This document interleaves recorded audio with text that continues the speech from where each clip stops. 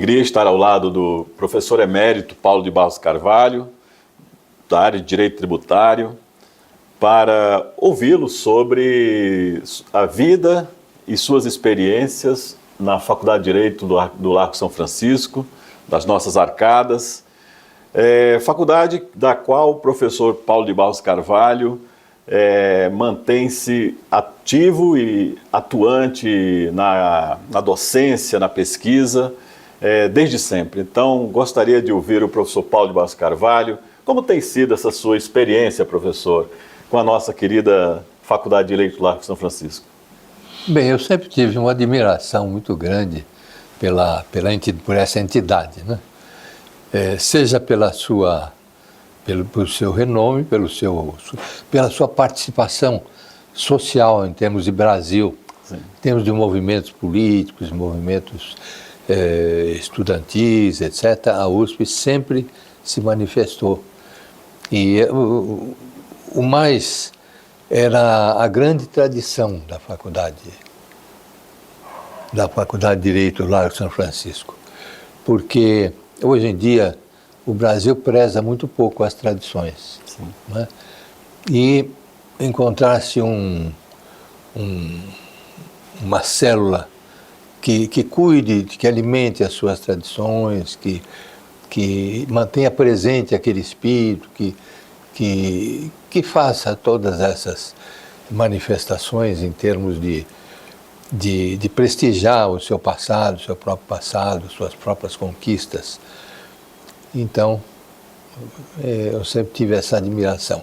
Agora, eu não estudei pela PUC, pela USP, no bacharelado. Eu vim da PUC, fiz carreira na Pontifícia Universidade Católica de São Paulo.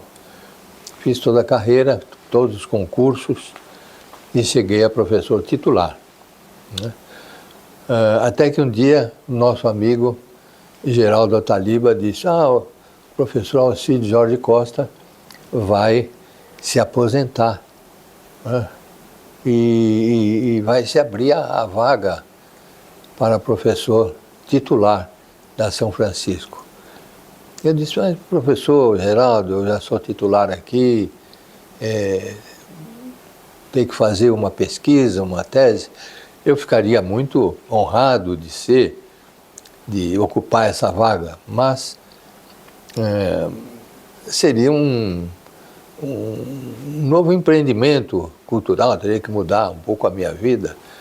Ele diz: não, pensa nisso e me dá a resposta esses dias, né?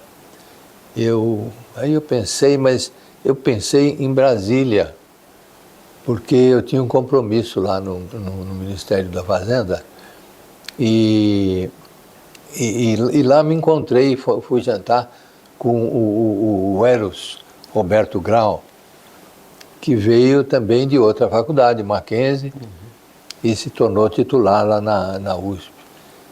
E ele colocou em termos mais definitivos, né? Ele disse: Paulo, você tem que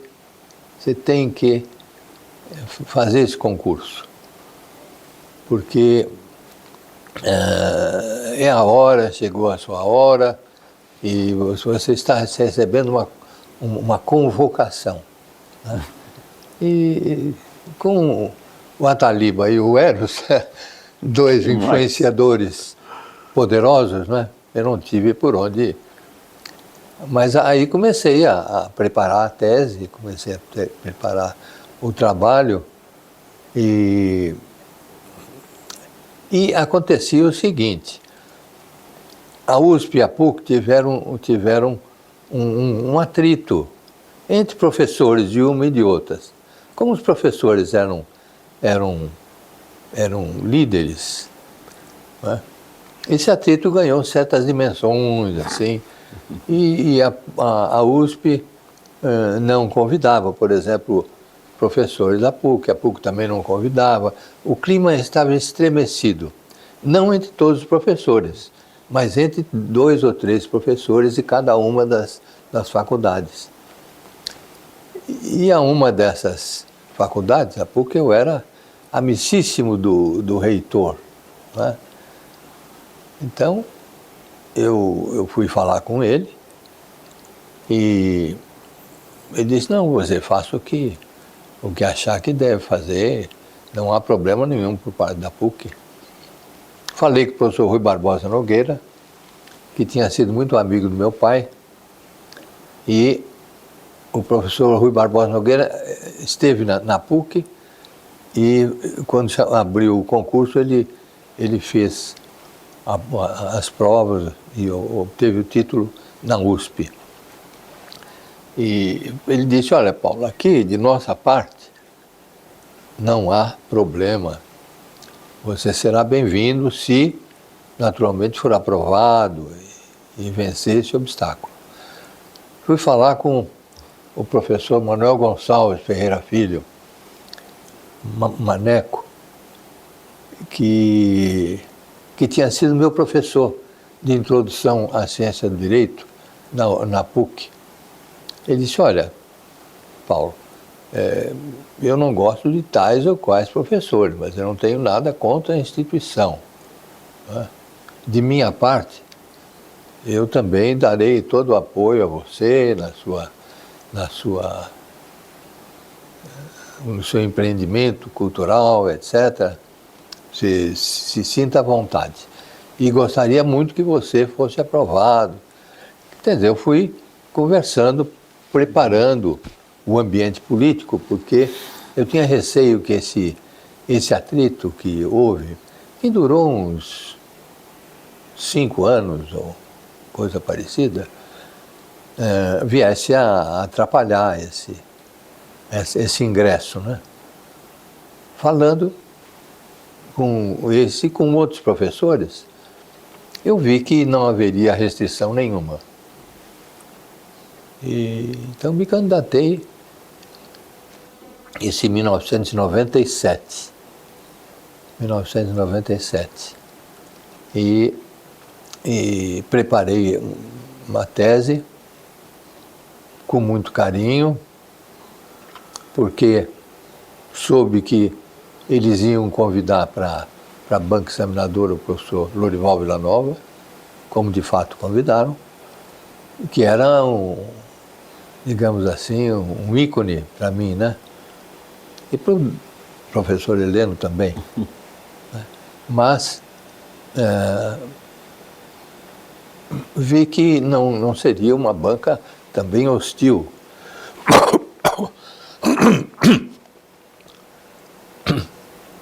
E fiz a tese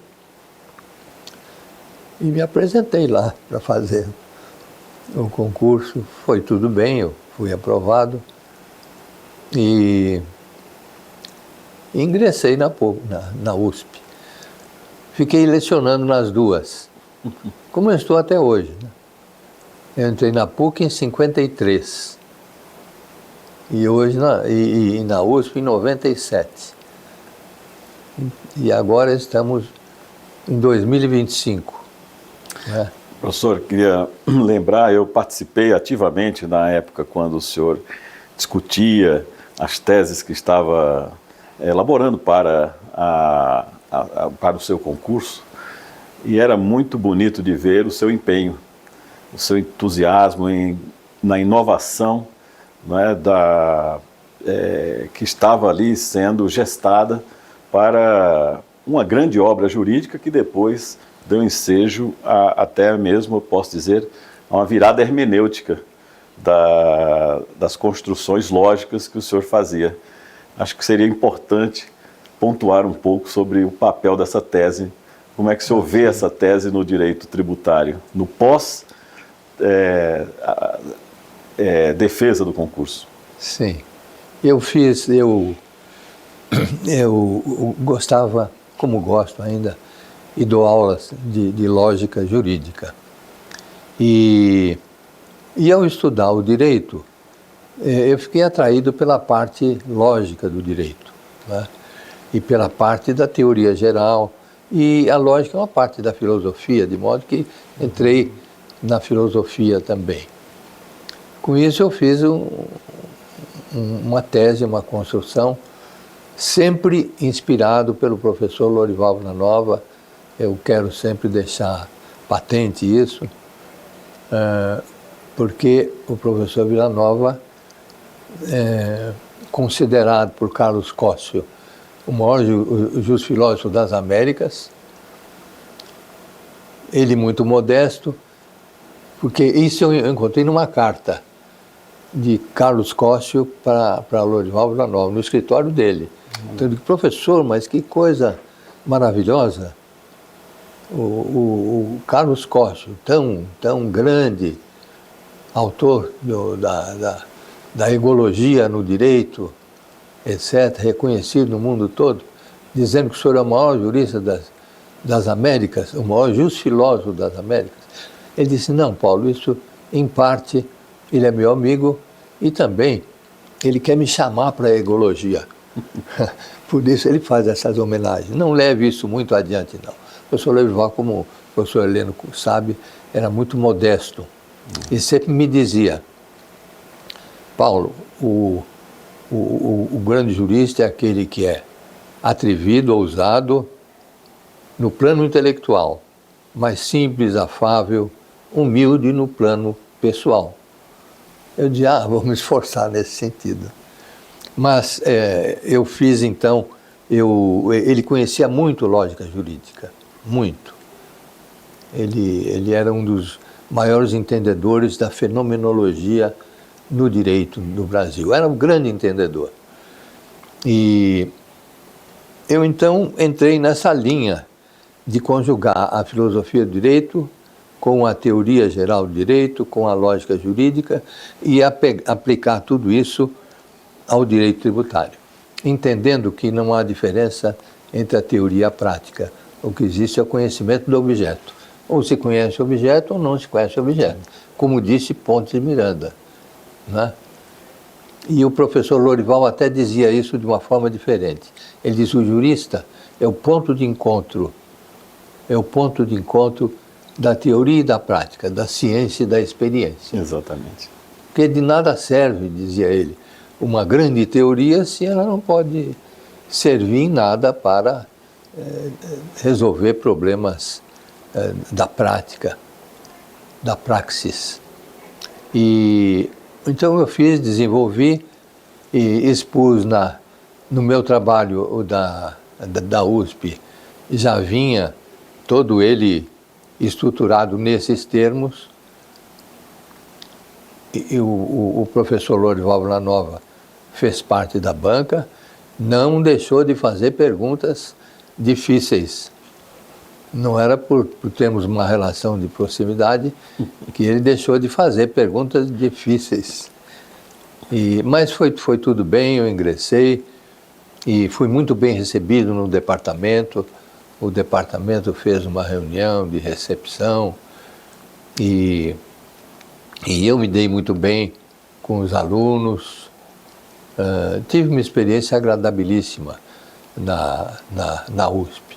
É pena que o tempo de aposentadoria foi rápido. Cortou isso, mas... Mas o senhor foi tempo suficiente para o senhor formar um grande orgulho franciscano. Eu tenho muito forte esse orgulho franciscano e vejo também em tudo que o senhor fala e escreve pela faculdade.